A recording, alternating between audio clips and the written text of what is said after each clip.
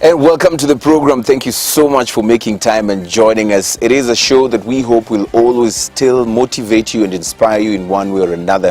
And of course, right here on the program, I get to host various personalities who definitely have stories to talk to you about. And of course, you will definitely be able to be inspired. My name, as always, is Eugene Anangwe. Now, in the program, we have none other than the Angel of Peace. In Kinyarwanda, we say Angel Uwamahoro. Welcome to Meet the CEO. Thank you for joining us on the program. Thank you very much for having me. How's it coming along? Very well. Right. I'm enjoying my time Right. at home. I'm here for the summer, so I'm having a good time. Right. Mostly talking of summer, that means you're here for summer. That means you're not always around. I mean, Yeah. when you're not around, where are you? What are you doing? I am pursuing my bachelor's degree in the performing arts, theater and performing arts at Fordham University in New York, Manhattan. Right. Yes. And you know, when you talk of arts, many people feel like this is easy, you know, and most of us when we were still in school will be told,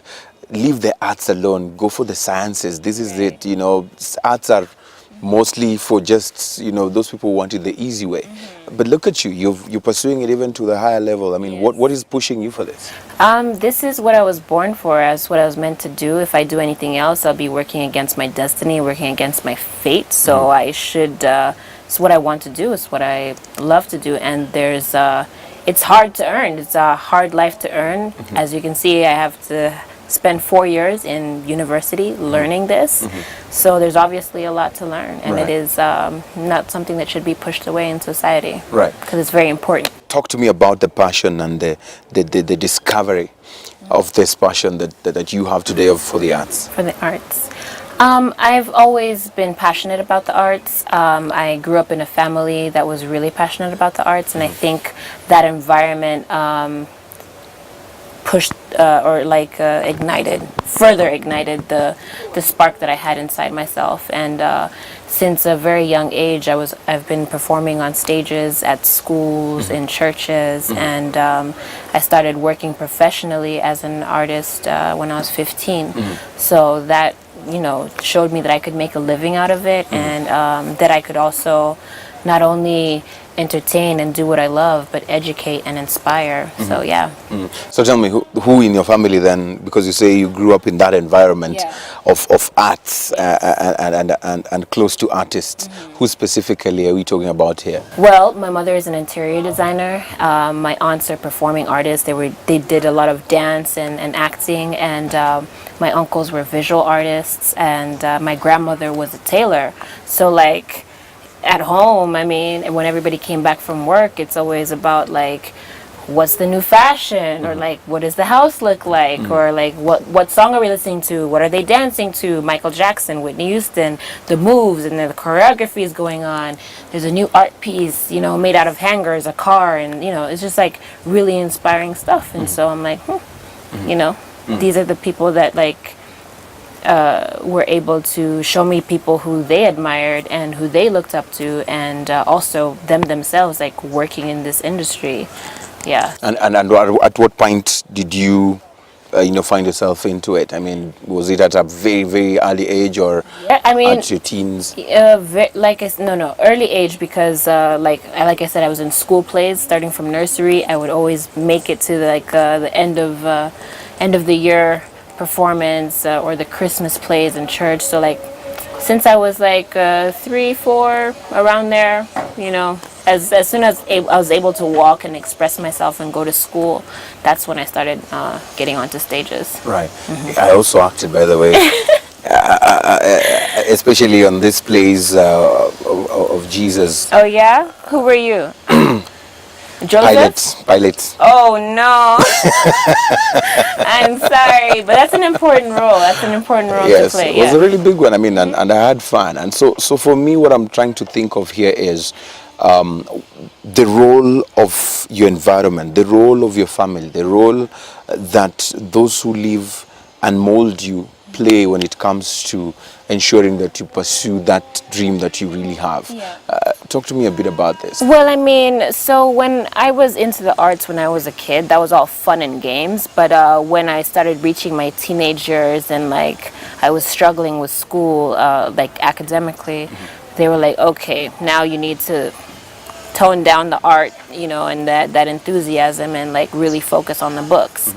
And so, of course, that was kind of against what I was all about and what I was going for, and that was a struggle in that. But they were like, if you want to do this, then you have to do this. So I had to learn to do what I have to do so I could do what I want to do.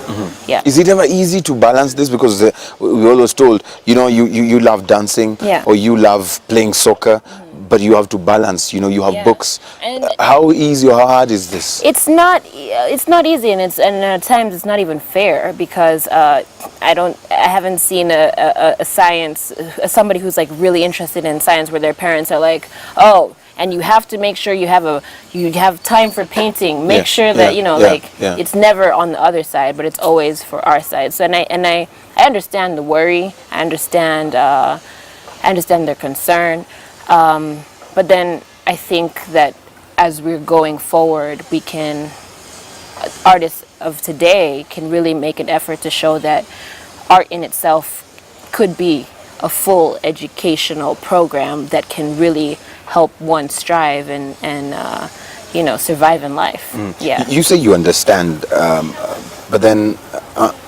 I'm trying to think of, when you say you understand what their concerns are, what is their concerns? What I is mean, their anyway, concerns? why would they be concerned? Their concerns are that you won't have the skill set to have a desk job, and or like to become a teacher, to become a doctor, and these are the things that we were grown up. You know, these are things that we aspire. You're taught to aspire to be when you grow up: a lawyer, a doctor, a teacher, or like, you know, somebody who can enter into an office. But as an artist, some of us just don't want that. Period. That's not the kind of life that we want. We don't. That's not what we aspire to do. We want to live on stages. We want to, you know, live behind the camera. I mean, in front of it, and you know, just that's the work that we're interested in. So I understand, because and then being an artist, you know, sometimes you're not picked for a role. Sometimes you are. So there's that like gambling that's involved, and that can be like, oh, uncertain. Yeah. But when you're passionate about something and you really want it as bad, you know, there is no plan B. Plan A has to work. Yeah. Yeah. Yeah. So you say it's never like easy to make it in terms of getting these roles. And by the way, there's a lot in common. Yeah. Because before Yes. I even started doing what I do today, Correct. I would knock onto all these doors where there were these auditions, Yes. and you'd find hundreds and thousands of people always going for those auditions, and you would walk out not having made it. And so the question I'm driving at here is the issue of manipulation. Yeah. The issue of, you know, you are still upcoming. We do not Yes. know you. You will not be able to make it here. Tell me about your journey, Yeah. you know, in making this brand Angel today. Okay. Well, I mean, first of all, like going to the topic about like auditioning and like whether you're gonna get picked, and like it's a tough industry, and there's so much talent out there, and I've been knocking on so many doors as well, and so many have been like, you know, shut in my face. And yes, it hurts. Nothing like rejection really hurts, but you just have to be like, I think you have to look at it in a broader picture and be like, it's not necessarily a rejection towards me and my talent, but the story they're trying to tell. Maybe in the story that they're trying to tell, maybe I just don't fit in right. Maybe the parents that they really want to have look a certain way, act a certain way, and if they put me in the picture, it's going to confuse the story. So it's not really about me and like what I have to offer and what I don't have to offer, but about the bigger picture. And they're doing, a lot of times the production and the casting people will do it for the larger story. So it's not anything personal against you. So I guess the goal, I mean, it's something that you have to keep in mind, not the goal, but like something you have to keep in mind, which is the goal. Something you have to keep in mind is definitely what you want and where you want, and just like to keep going. Like there's going to be a lot of no's, but when you get a yes, it's going to be a really good yes. And you just got to keep trying. I mean, people say don't quit, and they think like, "Ugh, that's just something people say." But like, it's not practical. really, Yeah. these are the keys to life. Don't quit and just keep going. But as you keep going, and as you say that sometimes it's not personal when they say no, a lot of this is said of the industry when it comes to auditions and making it through the ladder of success in theatre, in arts, and not just probably in theatre and arts, I mean in other fields, and that's the issue of sexual corruption. Most of the time you'll find that people who are trying to make it in this way get manipulated in these areas. Could you share with us, I mean, the experience in your case, probably your friends, probably some of the things that you've been able to hear on this? How true or false is this? I mean, I think there is a lot of manipulation that goes into our field. You know, sometimes you're given a platform but not given the means to be able to support yourself from that platform, or you're, I don't know, like you're not maybe given your worth. But like I said, it's a process, and eventually it'll get there. But like, I feel like if you listen to success stories, if you listen, like, the best success stories come from the struggle.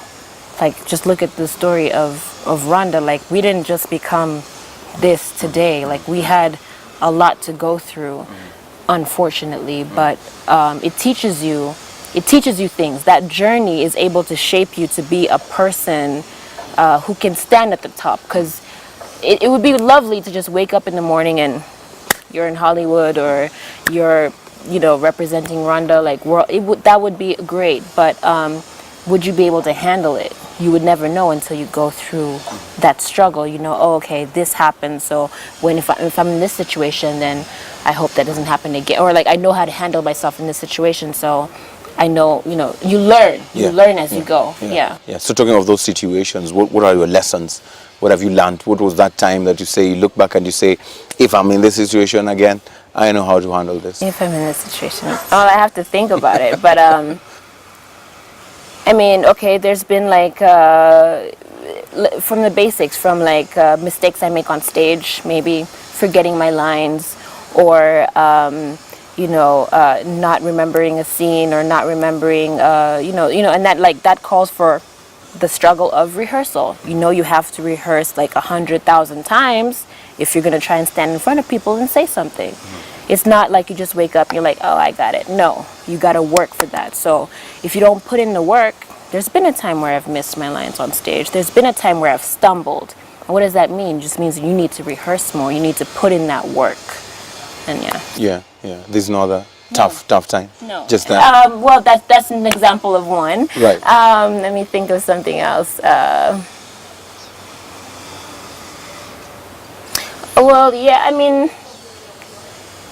Like probably being shut down when you felt, I'm ready for this, and someone tells you, you know what, you still have a long way to go. Okay, for an example of that is like when so I started writing poetry when I was 13, and I kept writing, but like, people who read my poetry at the time, who I was sharing it with, were like, nah, it's not that good, like, you just might want to keep that in your desk, so that kind of... Were they that blunt? Well, yeah, they were like, this is not that good, so just like, don't share it, like, just keep it to yourself, like, this is cute stuff for your diary, but like, people don't want to hear this. So, or like, it's not as poetic or abstract, or the skies are blue and grass is green. So that shut me down. I mean, I started writing poetry at 13, but performing it in public, that happened at age 21. So, I mean, there was where I made the mistake of like listening to, like allowing people to make decisions for me, and so when I was 21, like, I was sharing it with another colleague of mine, and she was like, what is this doing in your drawer? Like, this needs to go on stage. Like, let's make this happen. And she introduced me to spoken word Rwanda, and that's how I started to perform poetry, which is like miraculous because that's what's really taken me To where you are today. to where I am today. Yeah. Right, and so this whole issue of people telling you that this is not worth going out there with, and then listening to when you started writing 13 and then going on stage at 21. How do you keep that concentration level and focus at that kind of an age? This is the teen age where most young people are out to experiment life and want to just be out there doing this and that. Well, don't get me wrong, I was out there experimenting life. It's just that I'd come back home and write about it.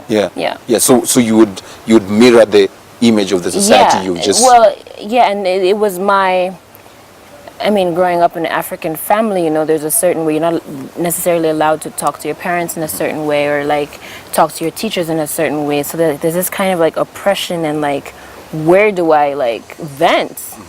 You got to take it to a paper and a pen, because that's the only place where you can really say what you want to sometimes. And also what I learned, which is why I think that the arts is really important, is that the stage is a safe place. It's a place where you can go and speak the truth, or you can go and say how you feel and like release that negative energy. And it's a kind of it's actually very therapeutic.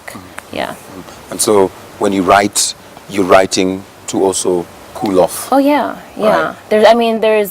There's a lot of things that burn inside, and I guess that's why audiences can relate, because they're like, oh, I felt that way, but I've never been able to say it. Or like, when you said it, I felt like, like you spoke for us, you spoke for me. And so, so that's definitely something that, why it's so important and why people should do it. But in most cases, some people will just feel like, when the MC calls and says, up next on stage is Angel Uwamahoro with a poem entitled blah, blah, blah.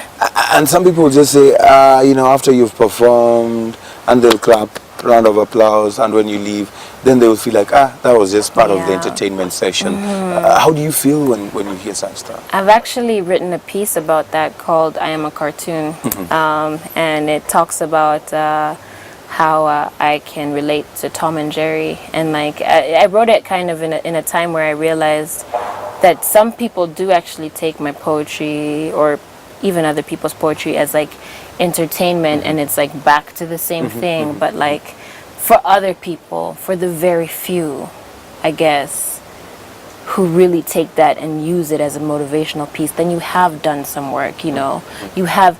And a director of mine called Uwamahoro, who directed a theater piece that I worked on called Le Bruit des Os qui Craquent, which was about child soldiers. He said, our job as artists is not to find the answer, but to ask the question. To be the ones who are daring enough to ask the question, so that society can go out there and find the answers. Our job is to show the problems, identify them, and then the rest is the lawyers, the doctors, the donors, the politicians, everybody else, to do their part. We're saying, hey, there's a problem and it's here, and we're speaking out for the people. That's our job, and then everybody else has their job to do. Right. And do you ever feel sometimes like, what, I've done this for all this number of occasions, I've spoken this, I asked, like you did at the African Union Summit here in Kigali. Do you ever feel like you having answers to the questions you asked? Yes. Yes. I do feel like there's progress. Might be slow, but it's progress. And together, I feel like I'm optimistic. So I feel like together with everybody, we can definitely do something. Slow progress is still progress. It's still a step forward. You're not where you used to be, and any progress is good progress for me. Right. And so when you're writing, do you ever have ghostwriters? Because I see musicians who go and they get all the praise, but at the end of the day, it's not somebody else. Talk to me about your situation. No, normally I write all my pieces. When you see me performing with my colleagues, Ines Giramata, Natasha Muhoza, Winnie Rugamba, or if you see me with Sophia, then then we've collaborated. We've sat down together and we're like, okay, this is the theme and this is what we're gonna do. And okay, So bring your lines. yeah, so bring your lines, or like, okay, this your line seems to rhyme with this one and it goes really well. Okay, let's change the structure. So it's like really like a collaborations, like, so yeah. But so no one has written our pieces for us or for me, but like, you know, we can collaborate and, you know, come up with something. On the other hand, recently a Rwandan poet has come to me and he's trying to teach me how to do a real Kinyarwanda poem, you know, in that style. You've heard of it, right? The style of Kinyarwanda. Well, so he is obviously going to be the writer of that poem, but he's training me through it. But yeah, so that's going to be my first Ghostwriter. Ghostwriter. Right. Yes. Can we know the name?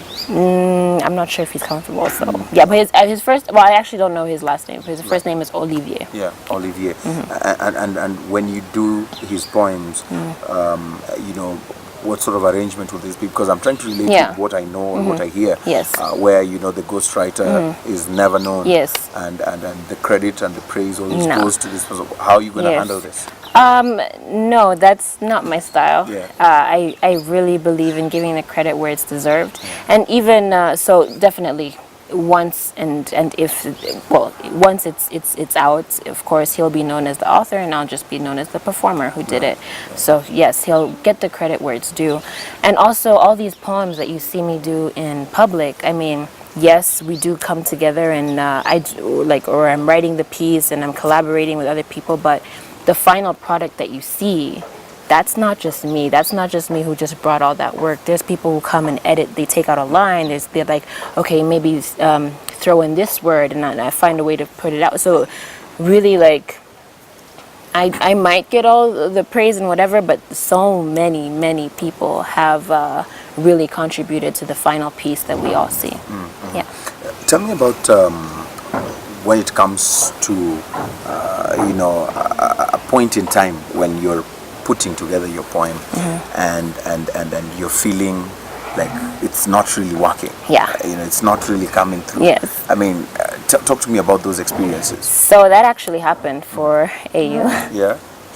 Yes, so I was doing research. So how I normally go about making a poem is if it's not from me or like necessarily, then I'm given a topic, I'm told about the event, what's going to happen, and then I go and do research. Google is a very close friend of mine, so I go do research. So I did research on all 54 countries, their flags, what the flags mean, what's famous about that country, is it the minerals that are boosting the economy, like what are some war cries, who are like the important people from that country, because I was like, I need to be able to stand in front of our leaders and know a little bit about something of each one of them.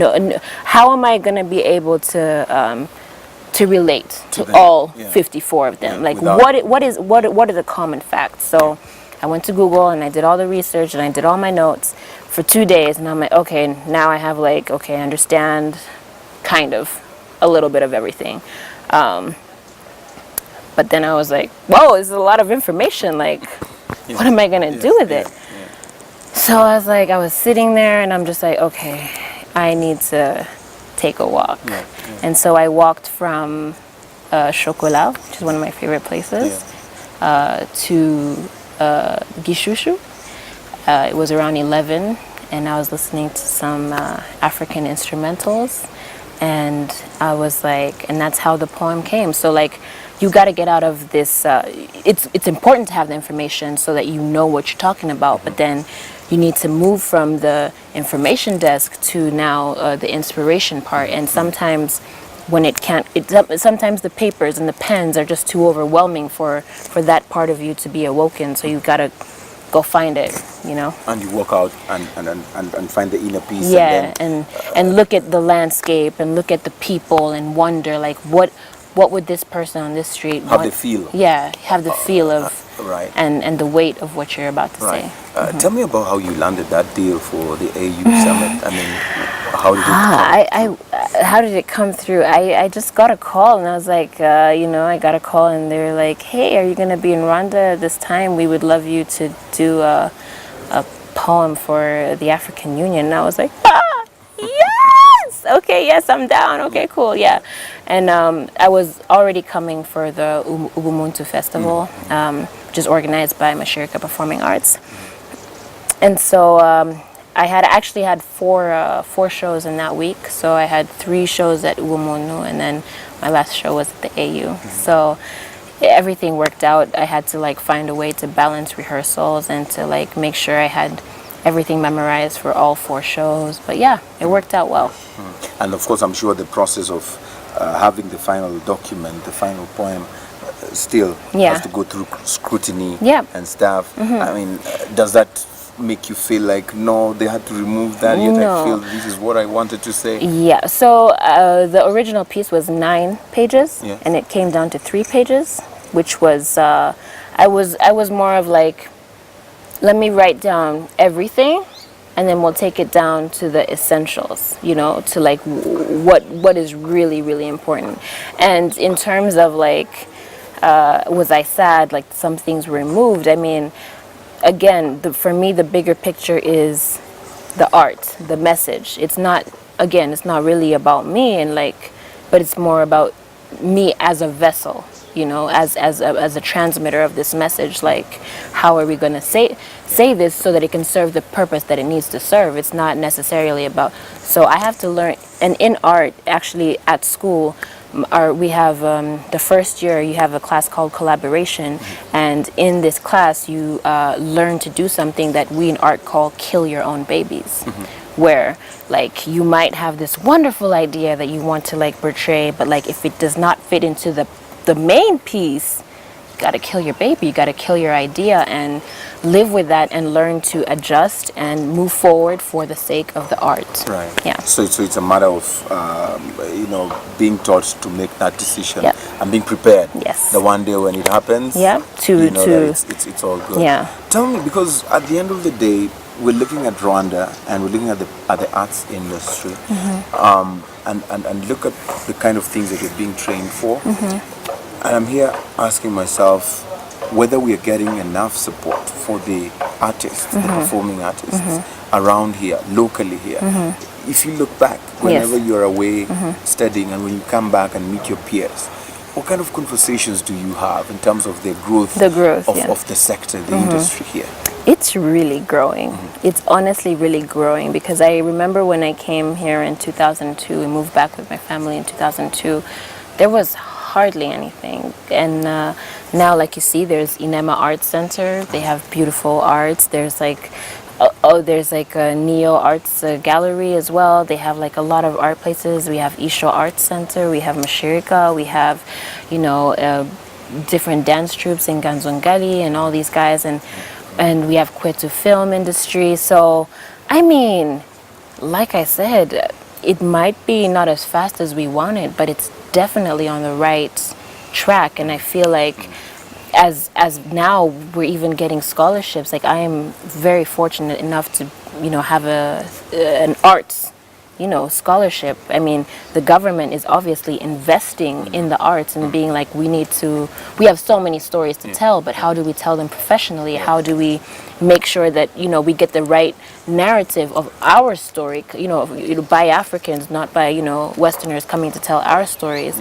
So we have have one of my cousins who's doing film, and he was on a scholarship as well. So there's really it's a movement. It's coming and it's slow, and like once we're done with our education, we're gonna like one of my ultimate dreams is to have a theater and performing arts school, or like just an art school in general, where like there'll be a film department, there'll be a photography department, there'll be a visual arts department, there'll be a dance department, a music department, a theater department, so all of these kinds of arts. And I just think with the way things are going, we're going in the right track. It might not be where we want it right now, but it's a process, and we're part of the process. It's a step in the right direction. Yes. Right, Angel, we're going to take a very short break. Okay. And when we come back, we're getting even more personal. Okay. All right? All right, Stay with us. Thank you so much for still being with us right here On Meet the CEO, our guest today is none other than Angel Uwamahoro. She's a performing artist. She does poems and, of course, acts as well. And, of course, we're getting to know her even better. When we return, we're going to ask her several questions. And, of course, I'm sure you'd love to listen to the answers to these questions. Stay with us. We're back in a moment.